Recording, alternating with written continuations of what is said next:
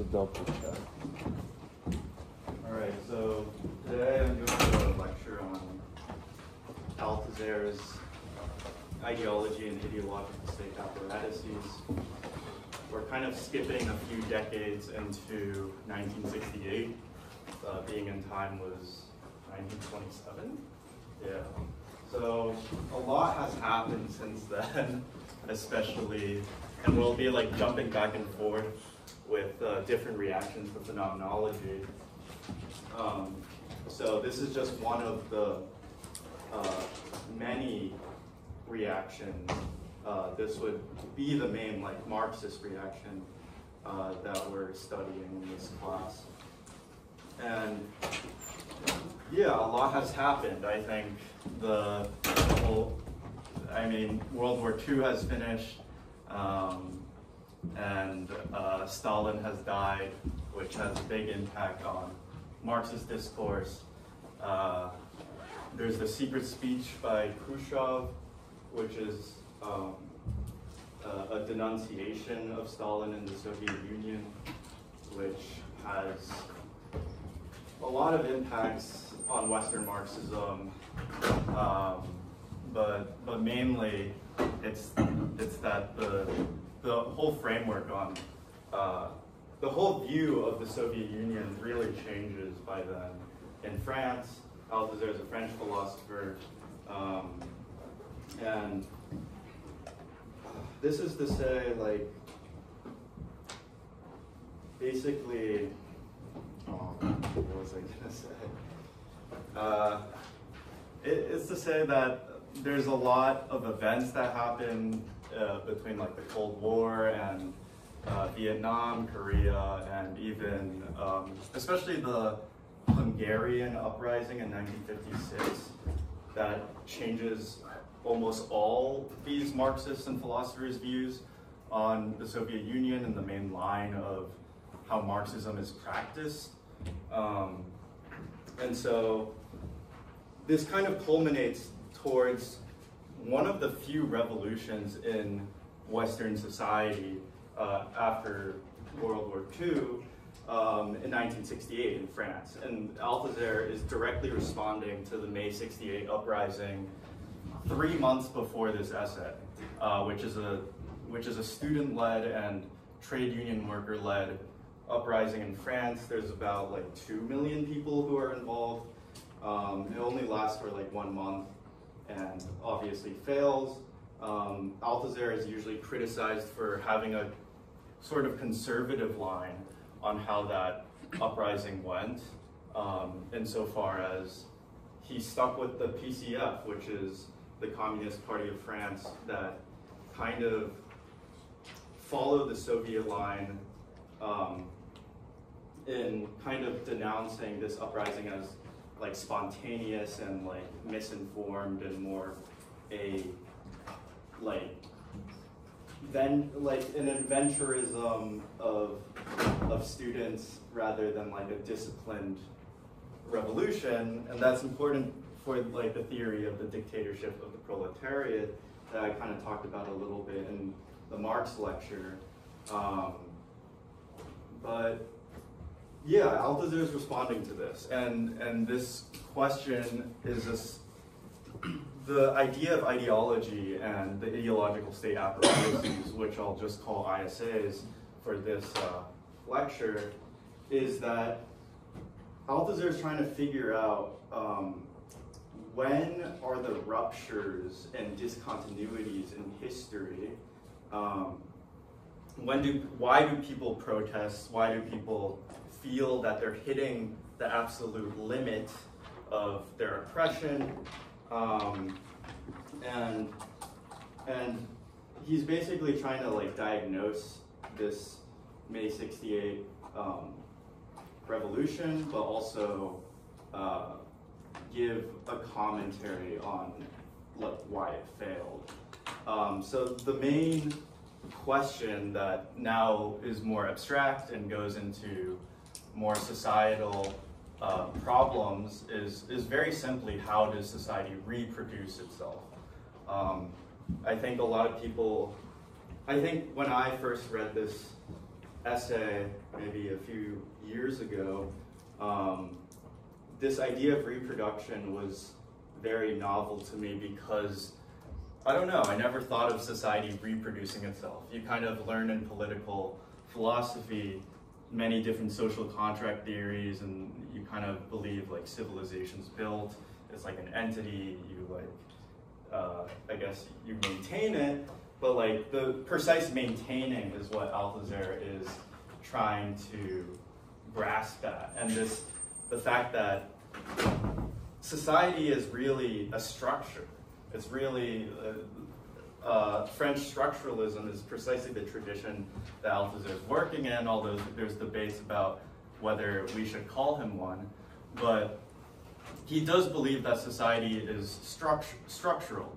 It's an apparatus of positions and like a web of the division of labor, economic positions, governmental positions that are structured in a certain way that you kind of, those positions must reproduce themselves insofar as you teach the successor what you were doing, right? Like it's a structure that has a life of its own. It's relatively autonomous insofar as it can do that.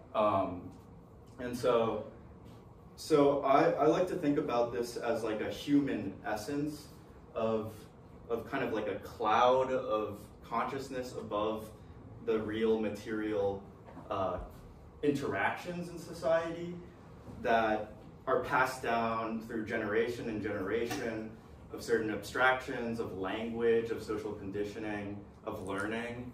And this is very important because this is what Althusser will kind of say is like the species being of humans, what demarcates us from animals. And this demarcation is the very fact that it's not like a genetic or inherent thing that we already know, language or concepts that have been produced over the course of history. It's like re-taught to us in different forms of the status quo as generations pass. So there's this peculiar phenomena about how humans function where a huge part of ourselves is outside of ourselves. Like this cloud of human consciousness that you can think of as species being, or even like very similar to the Hegelian spirit, is that it's something that is taught to generations. It's something that kind of influences and reinforces behaviors, especially political and even like day-to-day behaviors. We'll see like many examples of like shaking people's hands for respect, or like these small mannerisms and behaviors that make you essentially sealed or marked as a normal human being, like someone that behaves normally. And if you're kind of outside of it, this human essence is precisely what will influence you to go back to kind of stray back towards that norm. And this is like one of the longest standing like frameworks, superstructure frameworks in Marxist discourse, which is usually referred to as the base and superstructure model. It's called infrastructure in this text. But the base means the economic base. So here he's talking about like labor power, like the productive forces of society, very much the instruments of production, which are machines and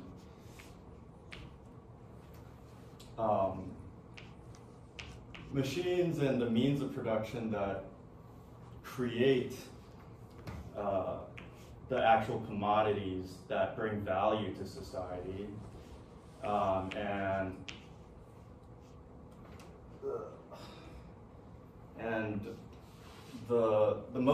one of the most important that he brings to light is the relations of production.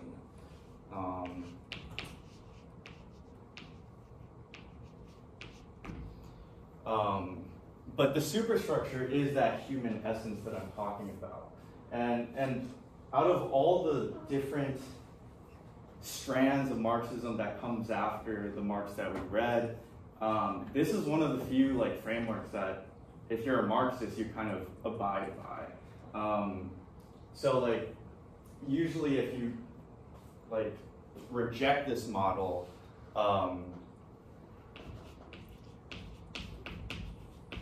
you're no longer considered a Marxist, and even Western Marxism. And the main point of this model is that fundamentally the economic base determines the superstructure. And the superstructure, as I said, is this human essence, includes ideas about society,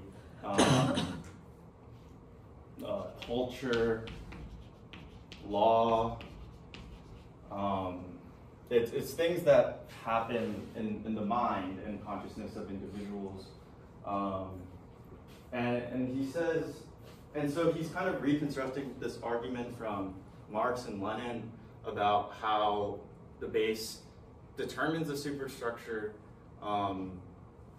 insofar as commodities, wages, the limit of wages, the literal division of labor of the relations of production, and how all the productive forces are interrelated insofar as our society is really a society of intense mediation. We're not getting jobs to directly produce our means of subsistence. We're not producing food, we're not producing shelter, we're not producing these things that that directly sustain our lives. Rather, it's a huge web of niche positions to uphold society where there's a fundamental mediator that's really just money. And Marx spends a ton of time on the function of money in society, how it actually works, what are the general laws and tendencies that fall into money. And so that's the very importance of the relations of production in the division of labor, which I think you can start seeing how it creates certain phenomenon in the superstructure, that the very limits of technology are what limits you or restricts you to certain cultural production, like art and literature is very much confined to their epochs, confined to, especially art is something that the current technology is always influencing what you can produce. And so that's why Marxists say that the last instance of the determination of the dialectic is the economy. It's not to say that it's a deterministic outlook that everything in history is determined by the economy, but it's just that in the last instance it is. And so the superstructure is this big question in Marxism, whether especially if we're thinking about gender identity and sexism and oppression that is faced by different ideologies, or you disliking or having a different worldview of a certain group of people. That's where the superstructure really comes in, because it's very much dictated by ideas what these forms of oppression come in. And so that's why the superstructure becomes a huge point of argumentation in the world of colonialism and imperialism that we're seeing in the 60s. And so what Althusser is credited, like, above all, is that he emphasizes this sustaining part, that most Marxists basically only like look at the determination, especially the Soviet Union. Kind of Stalin's line was believing that as long, if you noticed any problems in the superstructure, as long as you changed the base, like it would kind of like magically manifest in the superstructure, or at least that you could trace it very directly. While 1937, 1956, Althusser is actually getting a lot of influence from the Chinese Marxists in Mao Zedong and essays on practice and contradiction, of furtherings in the theory of knowledge that fundamentally we learn. And if you think of Descartes and you think of these other philosophers of like empiricism and rationalism, that knowledge comes from reason or perception or whatever, Mao Zedong says that it's fundamentally practice that is a certain gradient of learning, that you have to practice certain things in material production, and praxis is always happening. Praxis is something that's even happening in the superstructure, and we'll get into how ideology is a material existence in Althusser, right? And so following that line, Althusser is basically saying there's an extreme importance to this part, that the superstructure actually maintains and reproduces the economic base, and thus reproduces society as a whole. And how does it do that? The answer is ideology, and that's going to be like the main point of the essay. But before that, he kind of talks about the ISAs first, the ideological state apparatuses, and he makes a very like overt distinction between the RSA, the repressive state apparatus, and the ISAs. So the ISAs is obviously the material sites of struggle, of ideology, where ideology is reproduced. The repressive state apparatus is the police, it's the military, it's the violent means of repression that the state can use in the last instance if the status quo is getting awry or going left field. And so kind of the difference is that, Althusser makes it very simple that that the RSA functions by being violent in the first instance and then ideological in the second instance. And the ISAs are ideological in the first instance, but in the last instance, they can be violent. So if need be, and you can think about this in terms of disciplinary action or punishments from institutions like the school. If you cheat on a test, you're gonna get suspended or worse. And it's violent not insofar as it's hurting your body, but it's violent insofar as it's imposing an end on you that that normally wouldn't be. And so this is, we can add like, he gives us a list of the ideological state apparatuses. So that's the church. Education is going to be a huge one of conversation today. There's the family. That's a very interesting one. There's the legal apparatus. There's mass media, which is a very huge form of how ideology is reproduced today.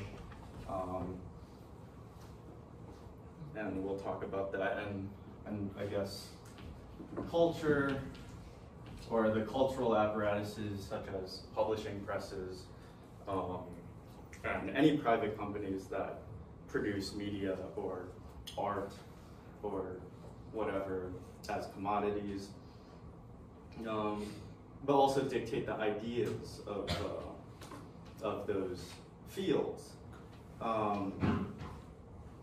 So the reason he's making this distinction is this is kind of a reconstruction of it's a reconstruction of the Marxist theory of the state that, as we talked about in the Marx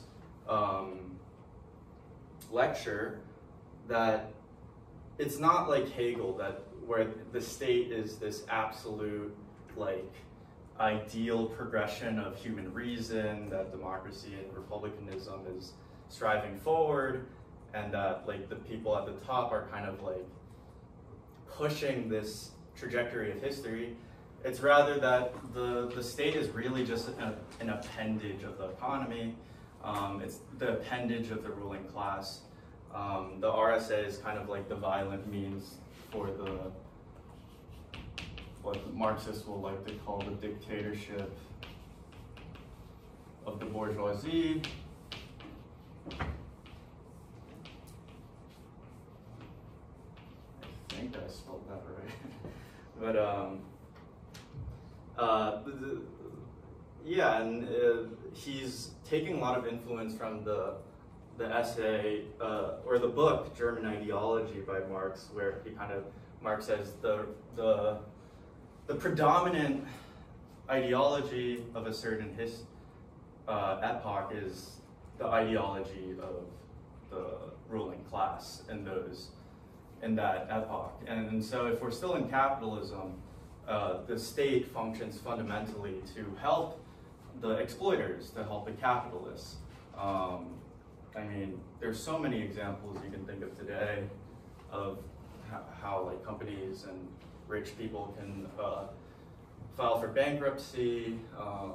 There's examples of just many laws that help save or have a safety net for businesses and companies and people that have an immense amount of wealth, whether they actually lose it or not, to stay in a certain position, to at least push material output of value into the economy so capitalism still functions the way it knows to function.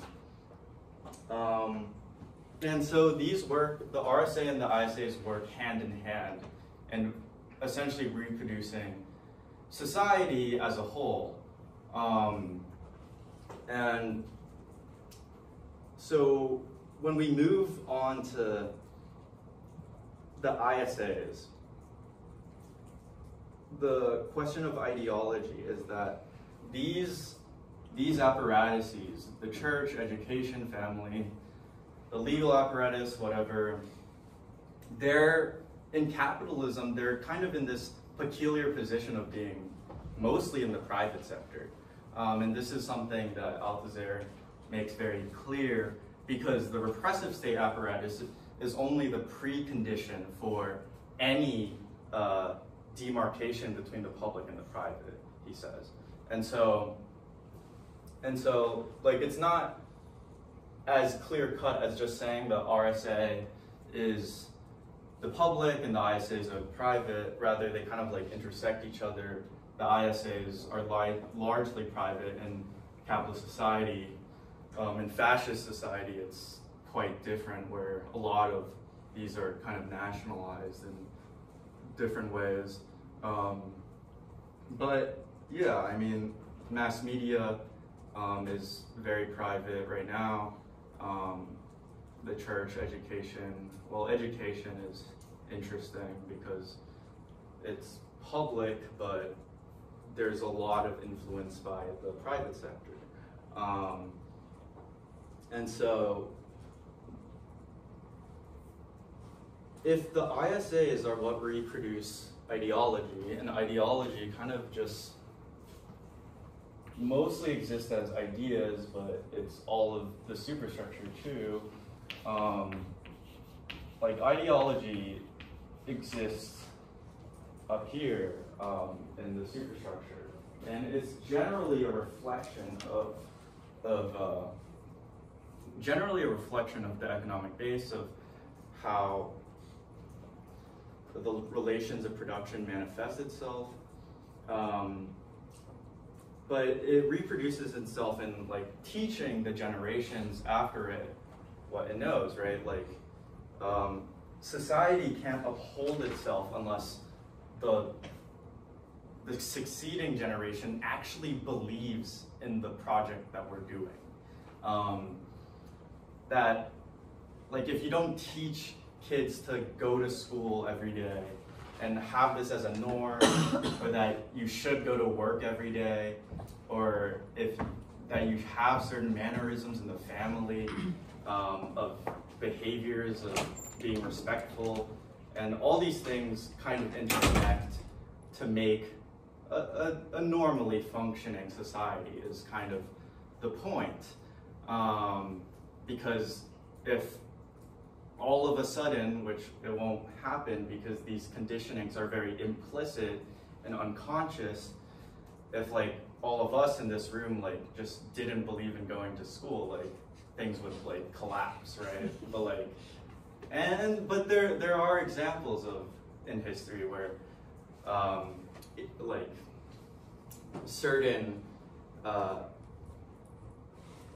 subterranean like means of disseminating information allow you to kind of oversee ideology from a more bird's eye view and think that it's oppressing you and that you want to change things. And so ideology, as Marx defines it, is kind of like a spell cast on society. It's this thing that you believe in order for you to like stay in line. It's a thing that like one of my Marxist friends always likes to say, it's what gets you to go to work every day. Like if people didn't believe in the wages that they got for the value they produce generally, or at least unconsciously, or at least puts up with it, society would like crumble. And so that's literally where protests and strikes and whatever comes in, right? Because they no longer believe in the ideology at play. And so here, I guess I kind of forgot about my numbering system, but like education is what Althusser says is now the predominant ideological state apparatus that squeezed in between education and the family apparatus at such a young and vulnerable age. It's the best way to condition children into believing the status quo of society, and ultimately reproducing the labor force. And he says this usurped the church, especially in Europe, right? If you think about theocratic societies, the church was very much in the dominant mode of disseminating ideology. And even in the colloquial definition of ideology of like isms and the beliefs that you have, or systems of beliefs you have, that's still very much true. And so there's basically a new force that Althusser is introducing to the concept of ideology, which is, we'll get into, which is subjectivity. But before that, there's a few quotes about the ISAs that I really like. On page 104, I'm pretty sure we have the same numbers. He says, he talks about all the different types of apparatuses and what they do. The political apparatus by subjecting individuals to the political state ideology, the indirect parliamentary or direct plebiscitary or fascist democratic ideology, the communications apparatus by cramming every citizen with daily doses of nationalism, chauvinism, liberalism, moralism, etc. by means of the press, the radio, and television. The same goes for the cultural apparatus. The role of sport and chauvinism is of the first importance, etc. The religious apparatus by recalling in sermons and the other great ceremonies of birth, marriage, and death that man is only ashes unless he lives. He loves his neighbor to the extent of turning on the other cheek, or turning the other cheek to whoever strikes first, the family apparatus, etc., etc., but there is no need to go on. I like the example of marriage, right? Because marriage is really a legal decree. It's not like a material thing that happens. There's kind of like a ceremony, there's a ritual to it, insofar as two people come together and people celebrate and then like officially recognize their partnership. But it exists really in ideas, but ideas that a lot of people share and mutually recognize and affirm over and over again. And that's basically the point, because education being the dominant ISA is literally why we're all here in college, right? It's to get a degree, to get a job, completing the reproduction of the labor force, and yeah, and it's really to get like a silly piece of paper, that's the degree, and like something that you can write on your CV that gets you a job, but in the last instance, that's determined by the fact that if need be, right, even though like most companies don't check, like there is a material reference of the school that can like affirm that you did go here for 4 years in their records, but much of it is ideological, and so this is what leads Althusser to say that this is kind of a very obscurantist part of the essay that you guys read, where ideology is kind of this residue of material practice. He says the reflection of concrete history organized by concepts of the ruling class. I mean, this is the quote that he says, that ideology has no history.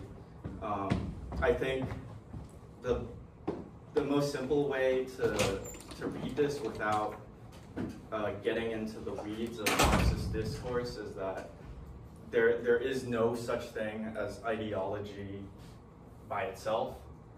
It's ideologies. It's many different isms and beliefs that are autonomous that you can kind of grab onto. Some die out, some new ones come up throughout the progression of history.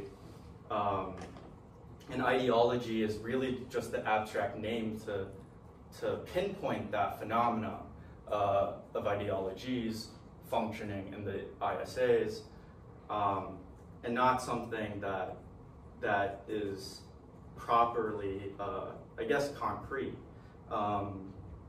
Although there will be,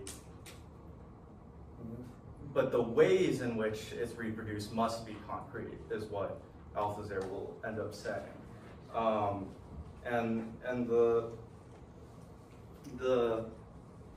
I mean, I think just to clarify a few points in the essay, because you guys might have questions about it, especially considering, like, he brings up Freud and this discussion about, like, ideology having no history, just like the unconscious has no history, or that they're eternal, and the eternal is really just like the abstract concept, at least is a very simple way of putting it.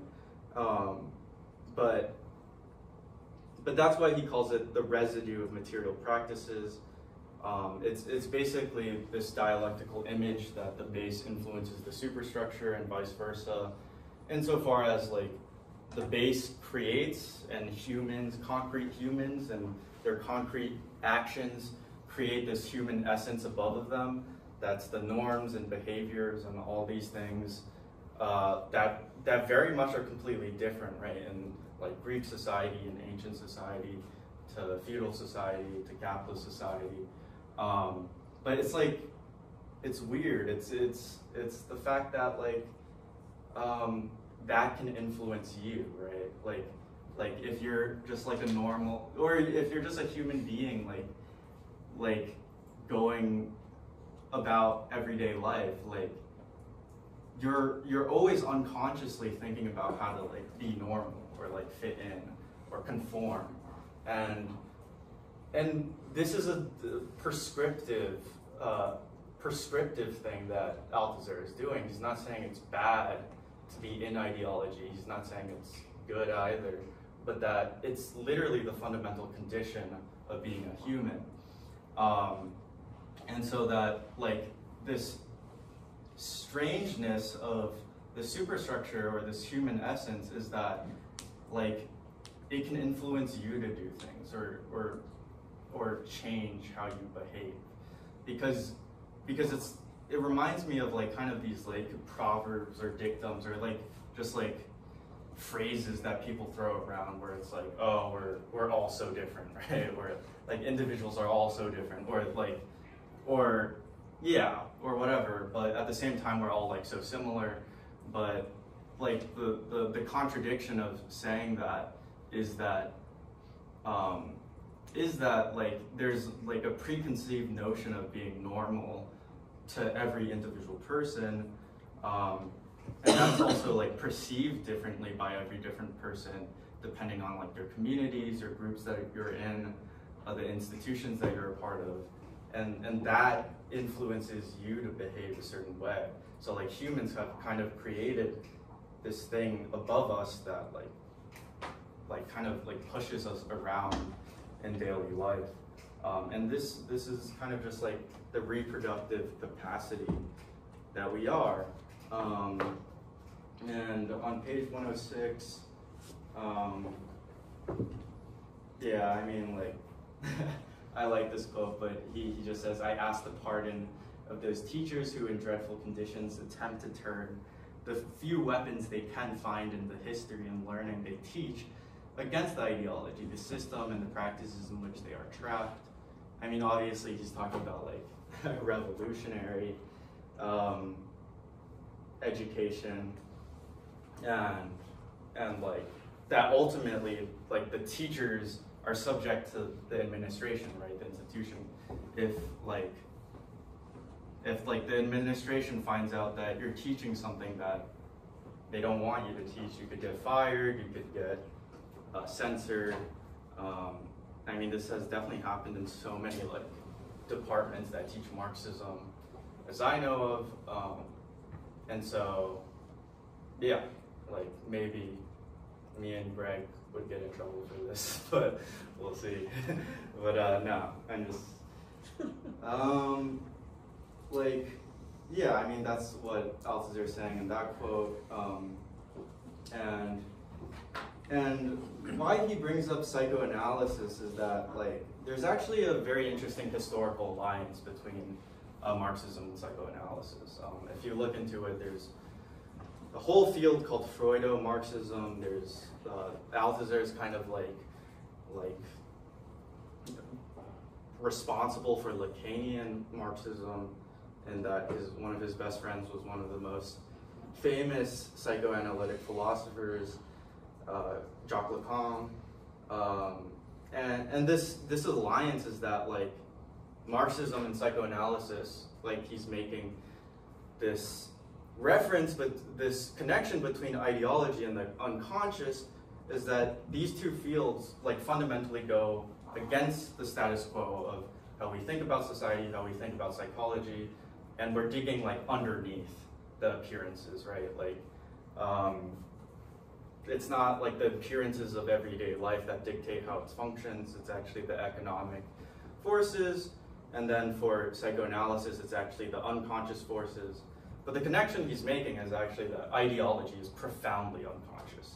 That's one of his famous quotes, that ideology is not something that, it's not something that is the conscious, like isms, liberalism, socialism, republicanism, yeah, just all the systems of belief that you consciously hold to make the choices that you do in everyday society, or how you differ from other people and opinions, I guess, what you argue about.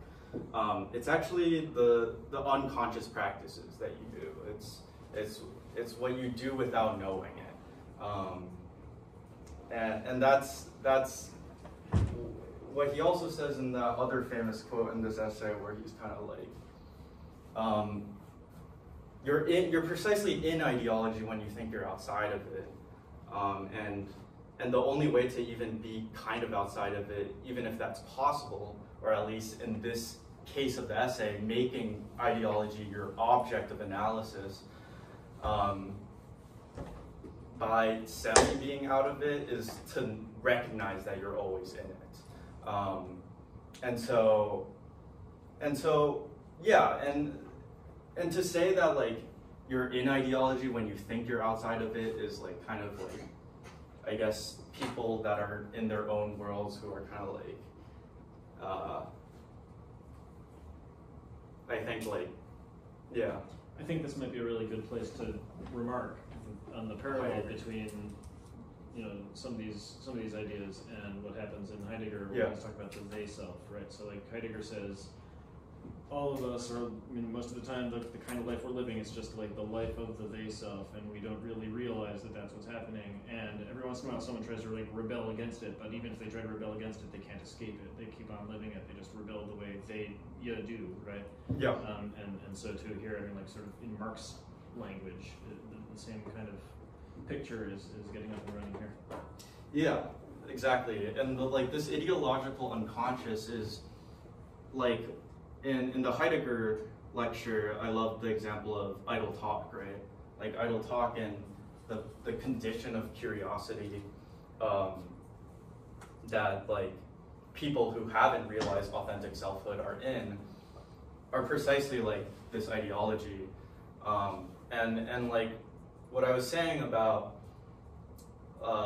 being in ideology when you believe you're outside of it is, when you think you're outside of it, is like thinking that you're like unaware of it, almost like that you think that like you know the way the world functions, and you kind of have to accept that fact. And when you go about day-to-day life, right, like you have these affirmations and like consistencies and predictions about how your day is going to go, about how the world generally functions, and you have to believe that. And so you're not like thinking about all this or the economic relations of production, how it's constantly affecting you every second, but you think that, and it kind of reminds me of like concepts like wokeness, or like being like, you know, like I don't know, like conspiracy theorists, or people that think they know like the bigger picture because they know like this different picture, and like, but that picture is literally just like one way to keep you like okay with the system, unless you really think that you're outside the system in this weird way, and then you push against it in like kind of the wrong way, and then like nothing really happens. But yeah, like that's kind of what I think about is a good example of it. So it's profoundly unconscious, and this is where he gets to the part where he kind of says, contrary to like what you may believe, is that like ideology has a material existence, not insofar that it's actually like a thing that you can touch or hold, but it's a thing that must be practiced. and it's practiced in the ISAs because those are material sites, which is practiced by certain rituals, or especially when I first read this essay, I thought the word rituals was very, very great, because like it explains everything you do. It explains why you keep on believing the ideologies that you do believe. Like it's literally the material practice of like kneeling to pray every day, or sermons, or going to mass on Sundays, that you believe the ideology of the church. Education being that you generally believe that you need to go to school every day and attend class and like get good grades, and that like determines your value, or is a mode of meritocracy, family, respecting the authoritarian father and the fostering mother, legal, like being, and like following laws that you think are generally good for you, right? Like these are material rituals that you practice. I guess like the political apparatus, like yesterday, going to the polls, going to the ballot box every 4 years. Like these are material rituals that we do as humans to reinforce the material existence of the ISAs, and if we, like obviously if we didn't believe in these things, or if we didn't do these things, society wouldn't be upheld in the same way. Yeah, but it's the very fact that like ideology can rupture, that ideology can stop being practiced. Yeah, go ahead. I guess I was like thinking about like the public versus the private as like a facade, and the pushing of polarizing natures and binaries in society, and like where does that binary code kind of come from, or like why is it so successful in terms of this, especially like RSA versus ISA, but they're always overlapping too. Yeah. No, that's a very good point, because that's like the fundamental disagreement with Hegel. I think he says it in this essay, but Hegel focuses on civil society, right? And like that the actual occurrences are in like this field that is public, but like not private, but different from the state. And so yeah, like this idea is remind me of your exact point again, or just like like where this binary occurs. Yeah, kind of like why is it so successful? Why do people give into it so much?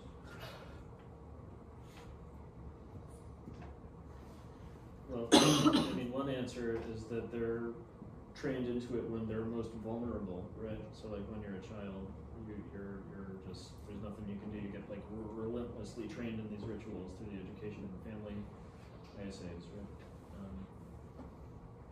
Yeah, I mean, it definitely just reminds me of like it definitely is like a question of origin, like where did this binary come from, and why does it work?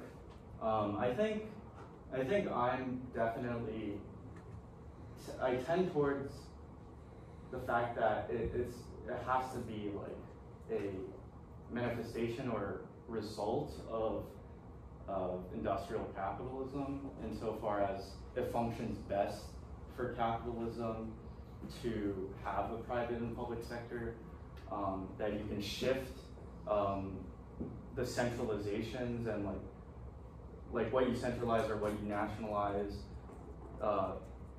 to fit the general economy, because like I guess in certain crises you can decide to nationalize gas or oil or whatever, but in other instances, it's better to leave them autonomous and let the profit motive work themselves out.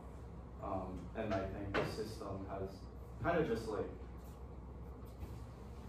gone on for a while. But lastly, this idea that really goes back to the base self in Heidegger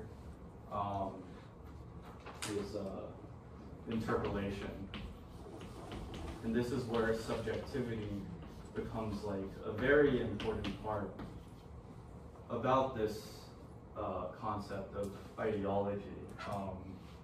And so, I mean, what even is the subject is kind of the question here. And interpolation is kind of like intersubjectivity combined with appellation, which is to name or like hail or label something. So Althusser starts by saying like the category of the subject is what makes ideology possible, right? And so that's also what makes us human, that that being a human means being a subject. I guess you could argue about like subjectivity in animals or subjecthood, but for Althusser, like ideology and subjectivity are inextricably tied. That it is also ideology is that which constitutes subjects. They cannot exist without each other. So it's also defined by like just the fact that we can have ideology at all, like, right? Like, do any other animals have the capacity to create a superstructure above them and their material interactions and that like teach them over the course of time? And that's usually not the case. So, and so that's kind of why subjecthood and ideology are tied. And like this basically becomes like a twofold, because of like ideology operating to create subjects. Like only by being an ideology are you a subject at all. There's the very like normal definition of being a subject, which is like kind of what we confront in Heidegger. Subjectivity kind of gives to like ideas of agency, autonomy, and like perspective, right? It's like, what is your subjective perspective of the world, and so on. But the other very important category that Althusser that thinks people miss is that being a subject is also about subjection. It's kind of, yeah, it's affirming in a higher authority. Yeah, it's a certain affirmation of the institutions that you're a part of, but also that they subject you to actually believing that you're making these choices.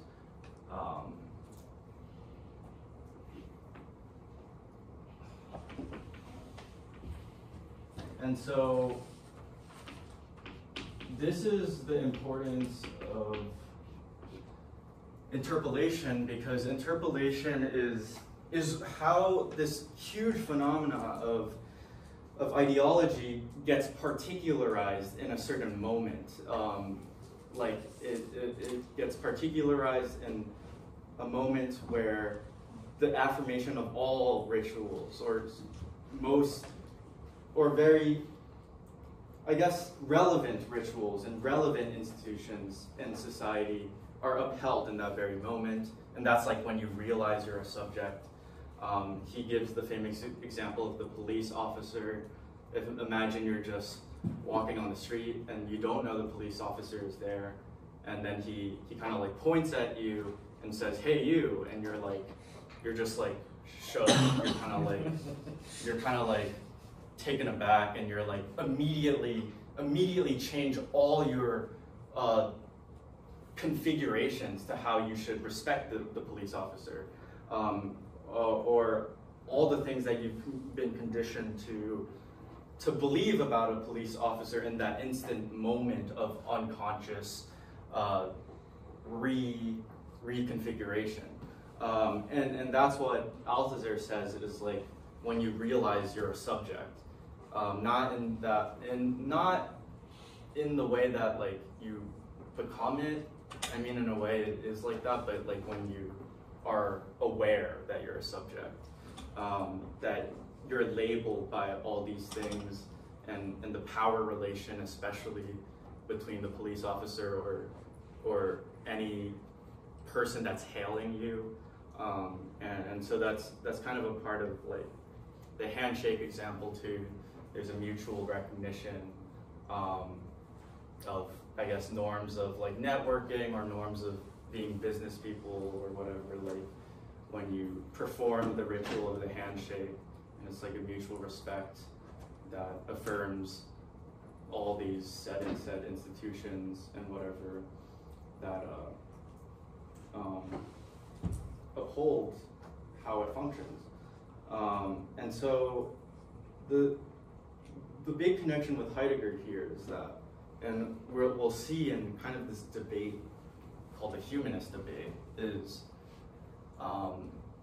the fact that Althusser says we're always already subject. That like it's kind of a thing that's always going on, but like as Heidegger says in What is Metaphysics, you're thrown into the world, right? Existence is kind of this thrustedness into reality. You don't choose to be alive, really.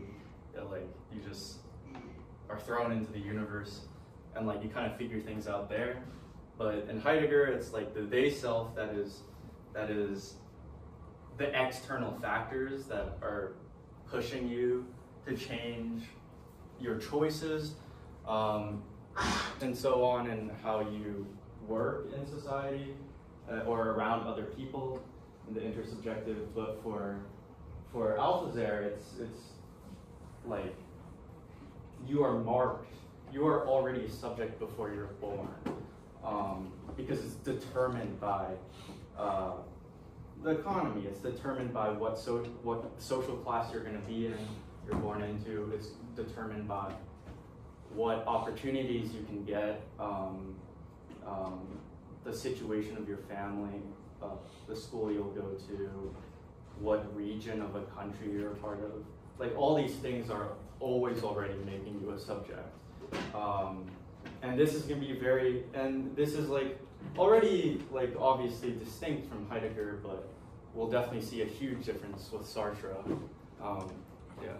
Would he argue that there's like levels of subjecthood, that like there are confounding variables in every person's life that are different levels of subjugation? Like no one can avoid family as subjugation, but a lot of people can avoid socioeconomic pressure as subjugation. Some people can avoid race as subjugation. Mm-hmm. Is that consistent with this, that like there's different types of subjugation within one superstructure? Yeah, very much so. And like those certain types of subjection are like are precisely what form like what would be like a dominant ideology versus a non-dominant one. Okay. Yeah, and yeah, like I mean, like if you're functioning in the dominant ideology, like if you're, yeah, like I think you're hinting at like what is this subjection of like a capitalist or like a white man or like an unresponsible monarch. Yeah. It's like I think the subjection is still there actually. It's still in the fact that you're in the dominant position, but the dominant position has these certain factors at play too. Like for the capitalist, Marx has this different theory in Capital that I kind of like to call the empty vessel, that like if you're a capitalist, you're really just like this empty vessel for capital.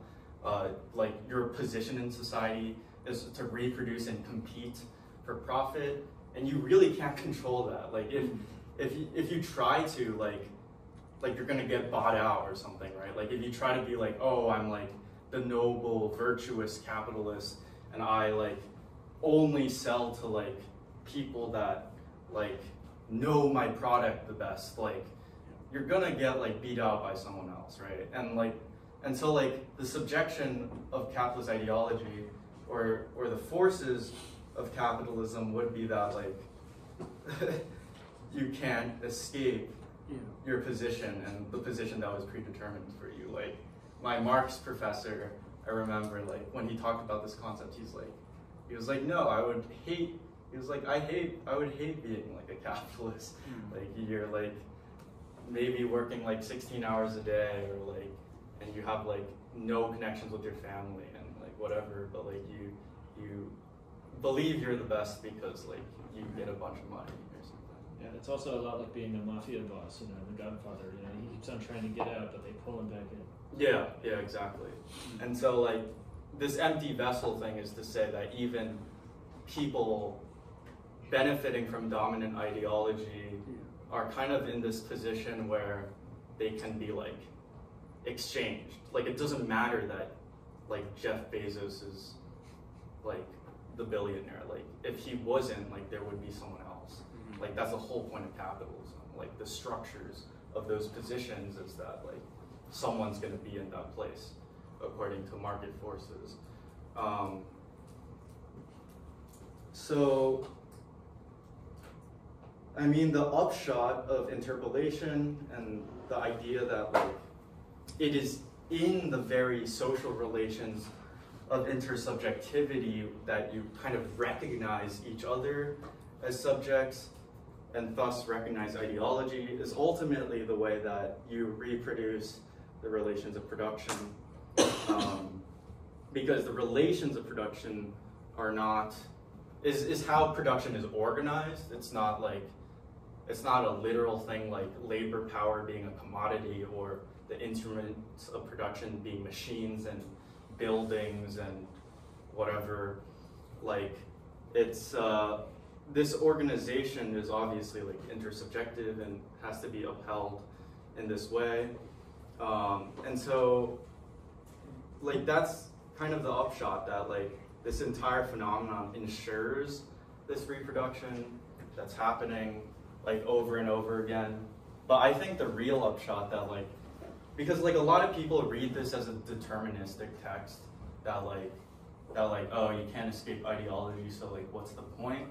But I think the real upshot is in this cycle of going back and forth and like up and down and like this is happening while like you can imagine it as like history progressing, and there's like conflicts between here and here, between the determination and the sustainment.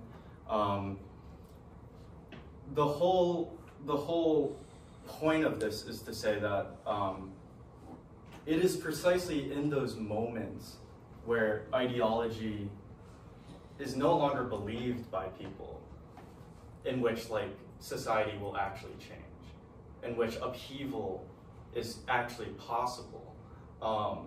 And so, because like in ideology, that's the whole point of like why we believe in doing the things that we do. Like it's like we have to unconsciously believe or be conformed to the fact that like making money is a general like meritocratic like system that like dictates like how much labor or how much like effort and skill you bring to the economy, or at least on a mass general level. That's what most people believe in, and so like the ideology of capitalism is to say like these forces of capitalism are like what's natural, right? Like oh, this is how just like natural instincts in humans like manifest in society, so like we don't think about more progressive changes, and so I think one of the most important parts of this essay is that the precise ruptures of ideology, when you no longer believe in going to work, which is striking, when you no longer believe in like the church or education, student protests even, I think it's a really good objective way of looking at what protests and riots even are, right? Like protests and riots are ultimately a societal unrest that is a symptom of this process no longer working for certain people. Like if this process is not, if society is not reproducing itself or producing itself in the way that people want it to, they'll disagree with it, right? And if they disagree, they're literally saying, like, with their practice that that I don't want society to be the way it is, right? And so ideology is a great way of pinpointing where the status quo is at a certain time and place, and that when ideology is no longer functioning, that's when you kind of realize that it's kind of, I mean, he's taking it from Lenin, which is just the idea that like revolution happens when there's the absolute like limit, the limit is hit of the amount of oppression a certain people can take, right? And so that's how I like to see it, and that's how I think like we should configure ourselves towards protests and riots and civil unrest. No matter if it's like bad or good, you have to analyze it as a symptom of what is happening. Could you say something a little bit about like to what extent does the Marxist movement as a whole, as Althusser understands it, maybe kind of represent the possibility of escaping from ideology, and does that mean escaping from subjectivity? Like after Marxism arrives and reaches its culmination, are we going to be subjects anymore, or like a different kind of subject? Because it seems like, you know, communists still interpolate each other. Like Comrade Leo, you know, I invite you to like occupy a certain position, you know, in relation to me and everybody else, right? It's like connected to all these complicated ideas. So anyway, yeah, so something about that. Yeah, I mean, it's very much about the type of ideology and type of interpolation that will happen after the course of the abolition of classes, or the abolition of exploitation or alienation, or at least economic alienation. And so I mean, this problem is like precisely what's actually happening in China in the 60s. In 1966, 2 years before this, Mao Zedong proclaims the Great Proletarian Cultural Revolution.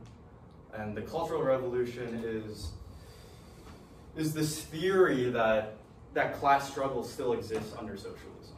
That even after land reform, even after abolishing or like seizing the means of production and redistributing land to the peasants and whatever, like that there has to be internal struggle within and this goes back to Hegel actually, and in the fact that like a revolution is a sublation.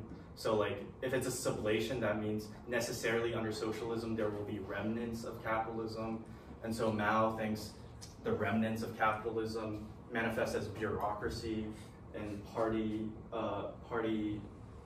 like corruption, and so that there's kind of like he's calling upon the masses to revolt against the bureaucrats, and then like people want to like but then like a lot of chaos happens because you kind of like give legality into the hands of the masses, and there's really no legal form at all.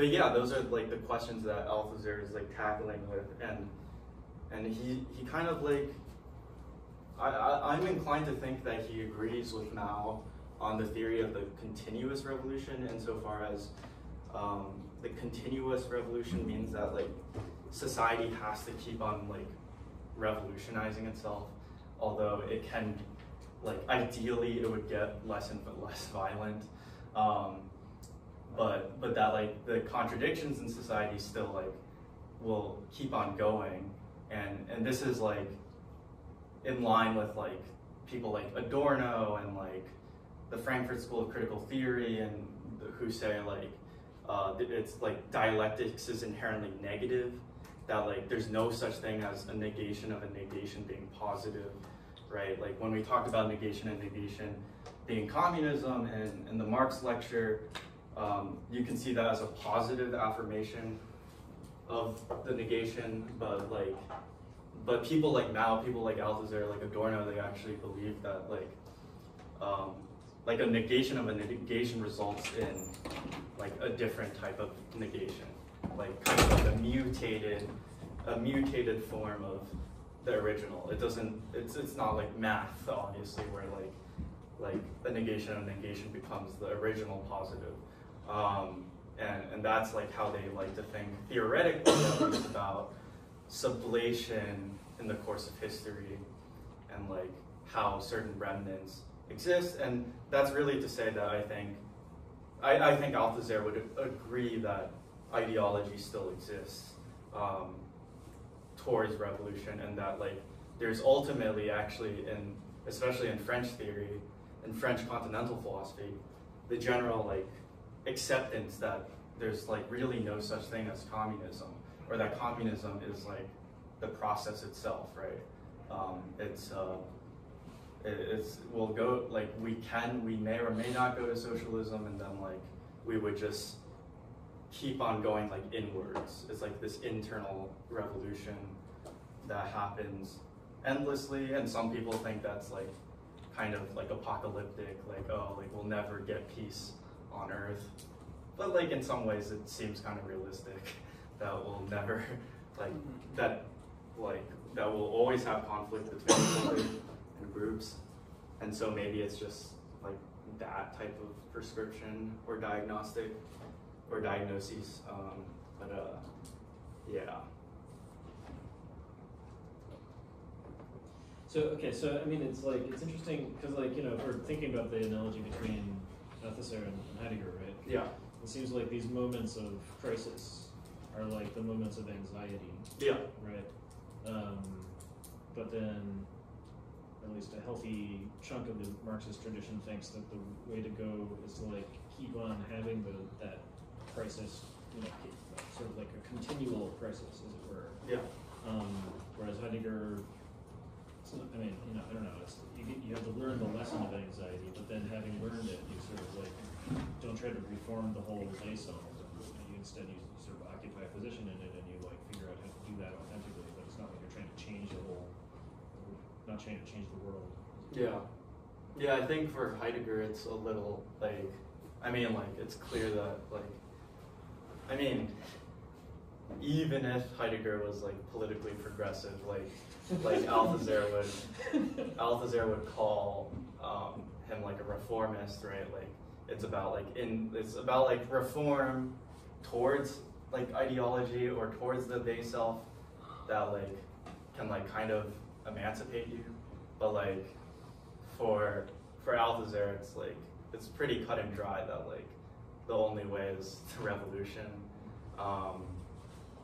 I think there are certain other theorists that like believe in more like internal or private like revolutions or emancipations. I mean, the whole anarchist tradition would kind of say that like the privatization of like it is the privatization of politics insofar as like your private choices of boycotting or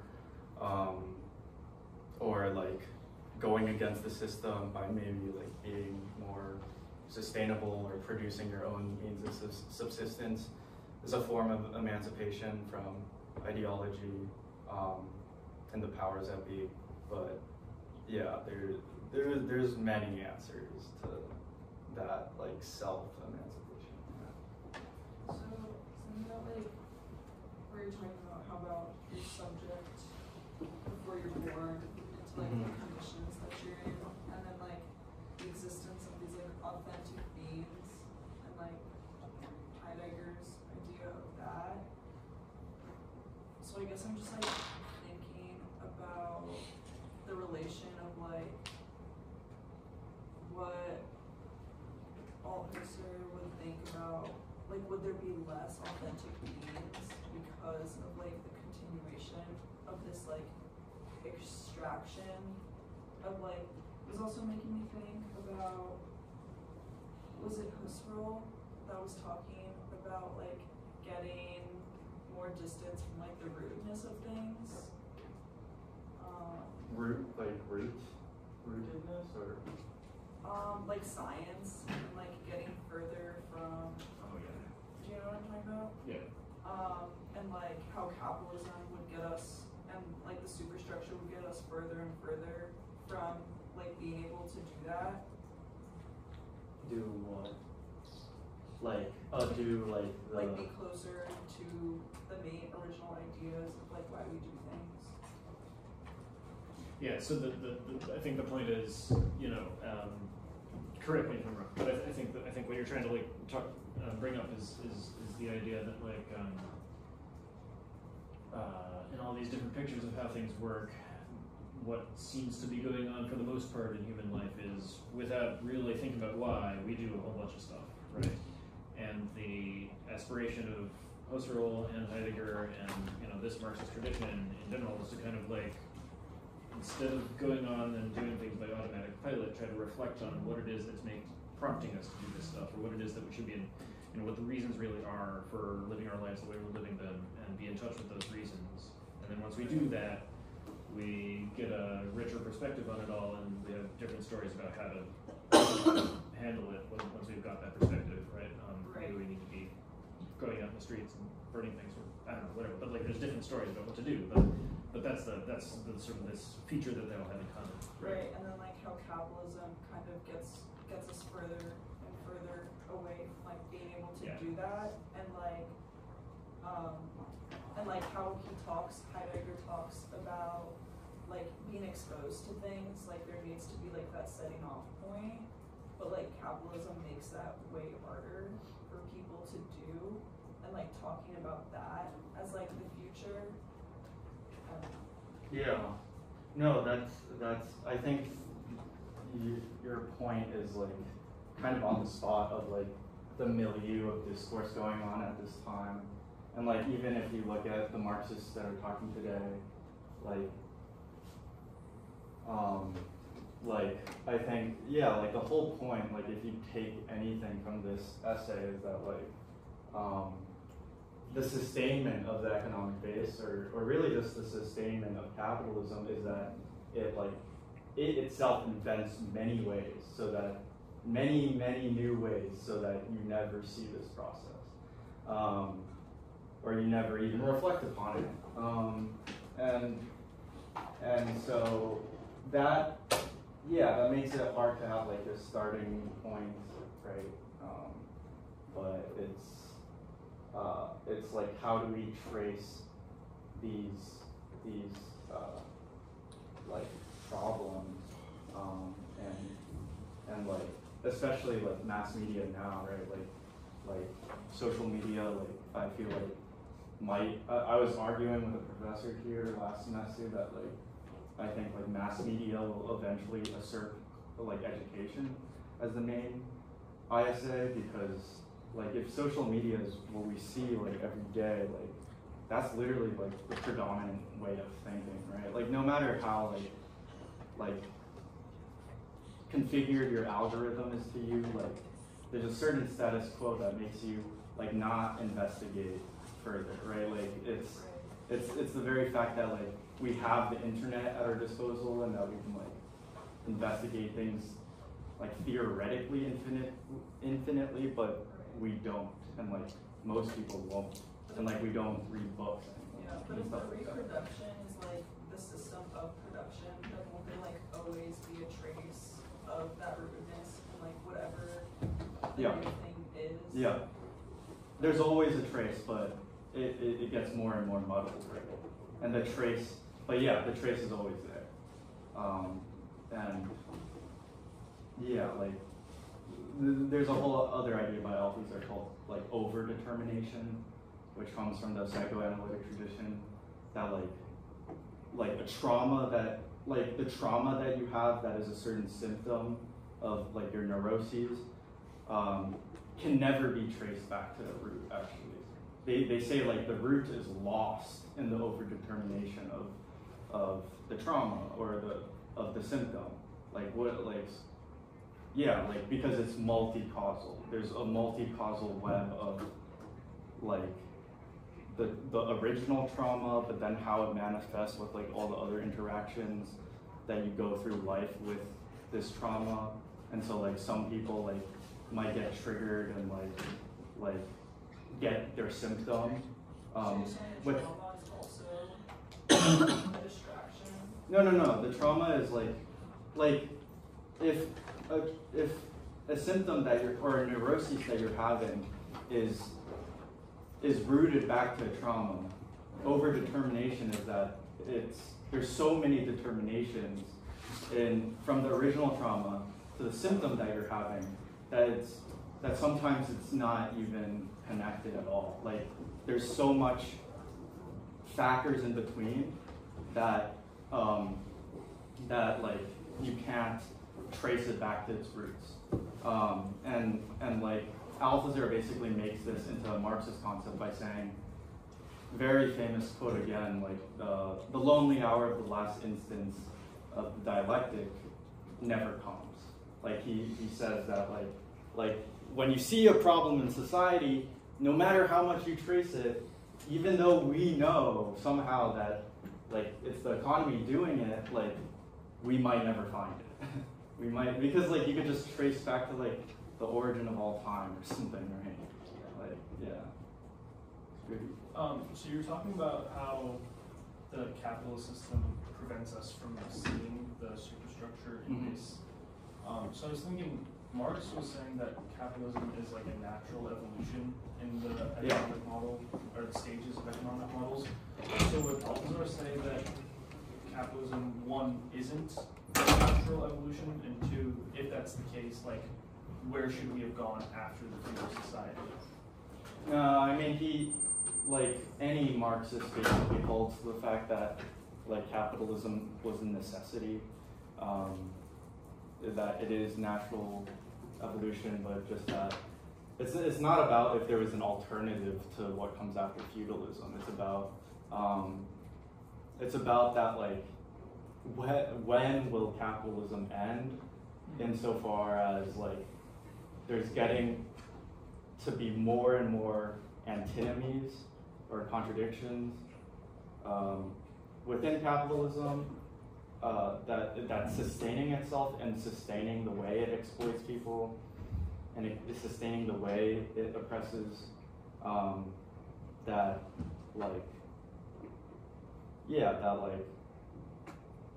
what is the route for, I guess, revolutionaries to pinpoint those reasons, those sources, and reveal it to people, right? Because yeah, go on. Sorry, no, you can finish. No, because like what you're saying is because for example, like many people would think, like many Marxists will say that like we've moved past industrial capitalism, and it's like neoliberalism or like monopoly capitalism or imperialism, right? Like that, like we don't know when the new mode of production comes until it comes, and so yeah, so like imperialism would be literally like a certain sustaining of capitalism, in that it subjects like most commodity production to like slave labor in like the global south, to literally invisible labor that we don't see every day but is contributed to all our technology and all our like things that we utilize, and like the value is like completely distorted insofar as what is like the minimum wage for people like us in the first world and like people who are mining cobalt, right? Like we're actually not producing that like same value because like much of what we do is not production of value, but managerial, right? Or even like ideological production. Yeah.